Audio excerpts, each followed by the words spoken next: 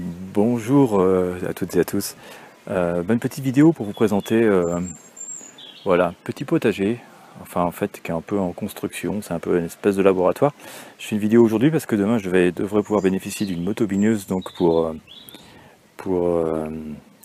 voilà, agrandir un petit peu les carrés dans lesquels j'ai lancé un petit peu de culture.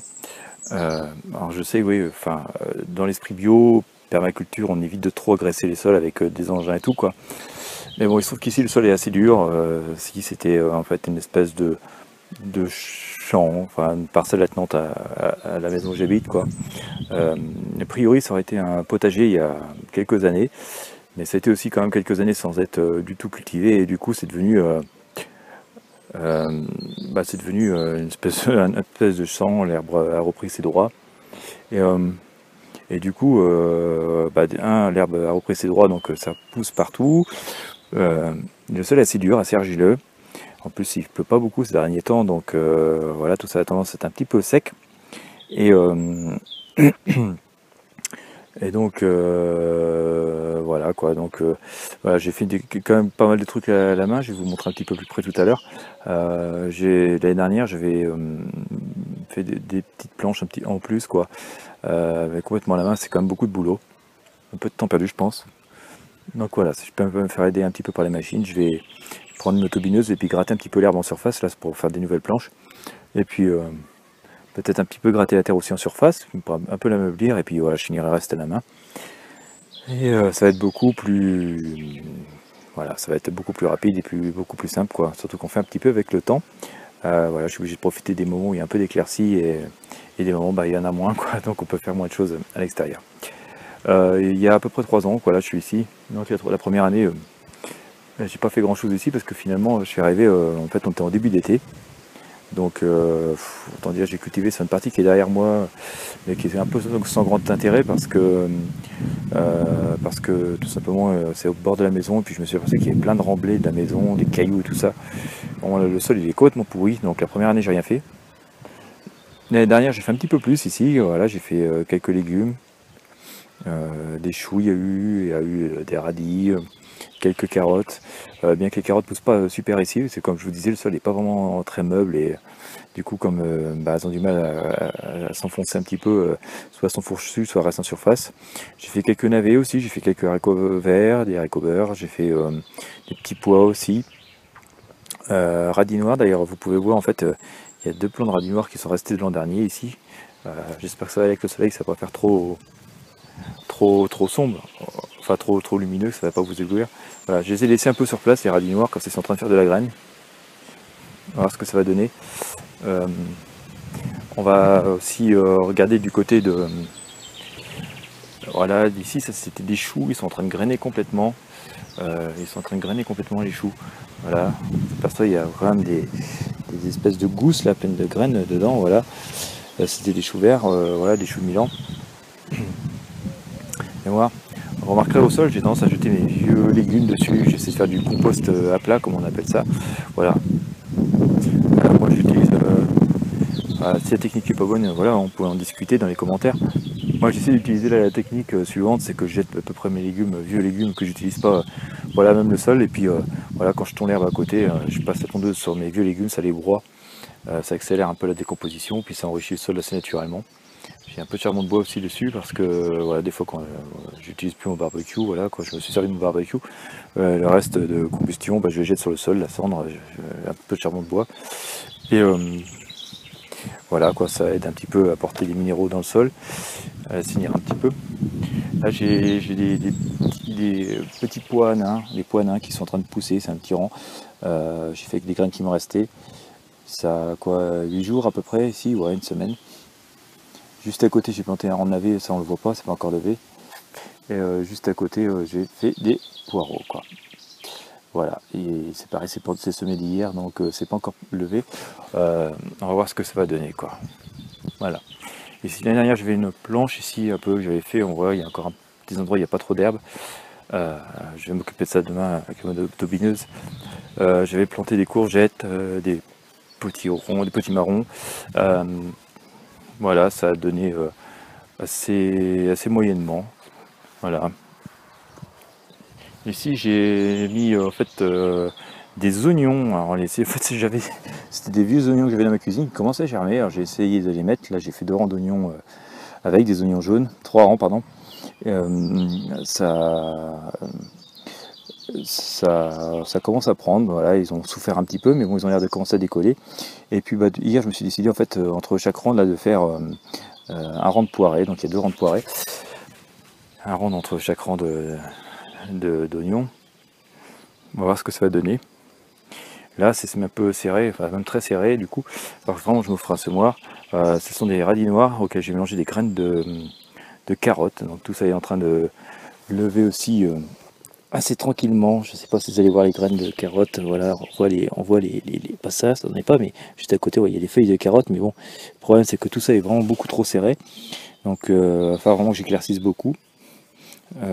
Franchement, semer la volée, c'est pas trop super marrant parce que finalement, on consomme beaucoup de semences. Il y a quand même beaucoup de pertes. Finalement, c'est pas très économique parce que c'est la perte de semences, la perte de temps et parce qu'après il faut éclaircir et tout, donc c'est vraiment pas un super truc. Alors si vous regardez bien, j'ai des petites pommes de terre qui relèvent un petit peu là. J'en ai un là, j'en ai un autre ici qui est en train de pousser tout seul. J'en ai un autre là-bas. C'est même pas vraiment des pommes de terre que j'ai plantées moi-même. Enfin, j'en avais planté ici l'année dernière. C'était vraiment des pommes de terre qui me restaient dans ma cuisine. Je les avais plantées très tardivement. Voilà, c'était dans ma cuisine, c'est en train de germer. Je les avais plantées, ça a donné un petit peu, sans grand volume non plus. Il y a un peu de milieu qui s'est mis dessus à la fin, quoi. Puis bah, quand j'ai récolté mes pommes de terre, ouais, les toutes petites, je les ai laissées dans le sol, donc elles ont passé l'hiver comme ça. Elles commencent à pousser un petit peu, et puis comme j'ai eu besoin du sol il y a quoi, une quinzaine de jours à peine, j'ai tout remué à la fourche et ça a réenfoui les pommes de terre. Et finalement, elles ont l'air d'avoir aimé ça, d'être un peu maltraitées comme ça, parce que du coup, les pieds que vous voyez là se poussent spontanément. Voilà, ils poussent spontanément et puis bah, ils ont l'air écoutez plutôt en bonne santé quoi. Donc c'est assez sympa, voilà, et là il y en a aussi qui poussent parmi des radis 18 jours, hein, des radis longs, les roses là, que vous connaissez sans doute, parmi lesquels je mets aussi des carottes qui sont en train de lever. Là c'est un peu mieux quand même. Ici c'est des semis de salade, là c'est la semis de laitue blonde, je sais pas si vous allez voir, mais si j'approche on voit les laitues qui commencent à sortir du sol, voilà. À côté, j'ai des betteraves qui sont en train de lever, mais c'est un peu clairsemé. Voilà, j'ai un petit peu de doute sur les graines là, parce que ça fait 2 années de suite que j'utilise les mêmes semences, la même marque de semences, et ça lève pas beaucoup. Ici, c'est pareil, parce qu'en fait, c'est la même marque de semences que mes betteraves, et c'est de la salade que je semais ici. Et, franchement, ça lève pas beaucoup. J'avais l'impression dans les premiers jours que ça levait, mais finalement, il reste pas grand-chose. Alors juste à côté, on a planté, j'ai replanté de la salade, quoi. C'est la laitue du bêtement qu'on m'a donné. Enfin, c'est mon père qui me les a donnés, quoi. Donc j'ai planté 2 rangs de laitue, voilà. Et au milieu, j'ai semé un rang de panais. C'était hier, voilà. Alors, les panais, c'est pas toujours facile à faire lever. Enfin voilà, ce potager il est un petit peu expérimental. Je vais vous expliquer pourquoi juste après. Les panais c'est pas toujours facile à faire lever, il semblerait que ça aime beaucoup l'eau, surtout pour faire éclore les graines. Et en fait les 2 précédentes années, en fait une fois j'y arrivais, une fois j'y arrivais pas. Alors ce que j'ai fait cette année, c'est que j'ai creusé un petit sillon, j'ai mis un petit peu de terreau, mélangé du fumier de cheval très très fin, quoi, très souple, au fond du sillon. J'ai bien arrosé, j'ai versé vraiment un arrosoir d'eau dans le sillon, j'ai mis mes graines, j'ai recouvert et puis j'ai arrosé à nouveau. Donc voilà, elles ont vraiment été plantées, les graines de panais ont vraiment été plantées dans un sol détrempé. Et voilà, j'espère que ça va donner quelque chose. Alors oui, voilà, c'est pas très super beau, c'est pas très professionnel sans doute. Voilà, c'est un peu le but de cette vidéo finalement, c'est que j'ai envie de vous montrer l'évolution de ce que je suis en train de faire.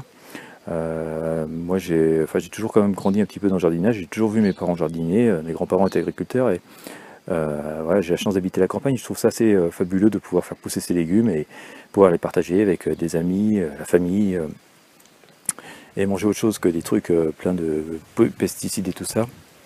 Alors je suis pas non plus complètement opposé au traitement, enfin voilà, mais c'est comme, pour la santé des légumes, c'est comme pour ma santé à moi, plus je peux privilégier les solutions naturelles et éviter d'avaler des trucs chimiques, mieux c'est. Donc je pense que c'est un peu pareil pour les plantes et les jardins. Surtout que la nature fait relativement bien les choses et que finalement nous n'avons pas grand chose à lui apprendre, c'est plutôt elle qui nous en apprendrait, quoi, hein. La nature était là avant nous et elle s'est faite sans nous. Donc c'est assez prétentieux de voilà, toujours se substituer à elle. Voilà, alors, des fois on peut aider quand même parce qu'on a appris beaucoup de choses sur elle, mais voilà, j'aime bien laisser faire les choses.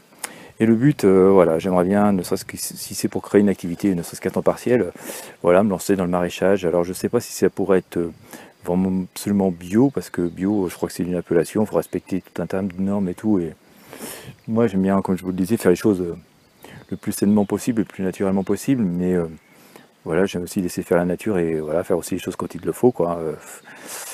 Voilà, quand on habite une région, par exemple, ici, ça peut être parfois très humide pendant assez longtemps, et bon, essayer de faire pousser des tomates dehors sans aucun traitement. Moi, j'ai essayé pendant 3 ans de suite, honnêtement, voilà, à chaque fois on a le droit au milieu, donc à un moment donné, il n'est peut-être pas ridicule non plus de prendre un peu de bouillie bordelaise et d'aider les choses, plutôt que de tout laisser mourir.